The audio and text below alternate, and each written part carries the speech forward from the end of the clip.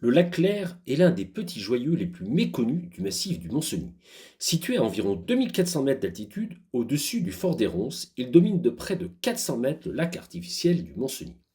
Sa position perchée donne l'impression qu'il est complètement isolé, mais cette situation s'explique très bien par l'histoire des glaciers. Il y a environ 20 000 ans, lors du dernier maximum glaciaire, toute la région était recouverte par une immense épaisseur de glace. Le glacier du Mont-Cenis descendait vers la vallée en rabotant les roches. Lorsque le climat s'est réchauffé, le glacier a commencé à fondre. En se retirant, il a laissé derrière lui de nombreuses petites dépressions creusées dans la roche. Certaines se sont remplies d'eau, c'est ainsi qu'est né le lac Clair.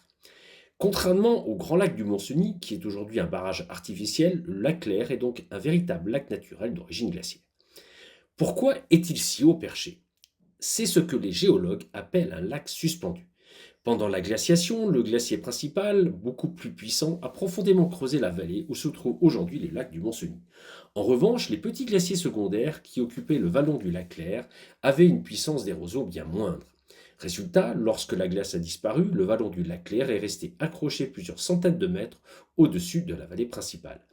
C'est exactement le même phénomène qui explique de nombreuses cascades de vallées suspendues dans les Alpes. Le secteur est particulièrement intéressant pour les géologues. Le massif du Mont-Cenis est constitué de roches anciennes, des gneiss, des micaschistes, des quartzistes, des calcicistes, ainsi que des ophiolites, fragments de l'ancien plancher océanique de la Thétis, remontés lors de la formation des Alpes il y a environ 30 à 40 millions d'années. Alors pourquoi l'eau est-elle aussi transparente? Le lac porte parfaitement son nom. Ce bassin versant est très petit et ne reçoit presque aucun torrent chargé de limon. Comme il n'y a pratiquement pas de sédiments en suspension, l'eau reste d'une transparence remarquable.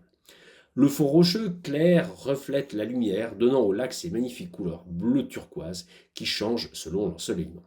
Le lac Clair est en quelque sorte le dernier témoin du paysage d'avant le barrage.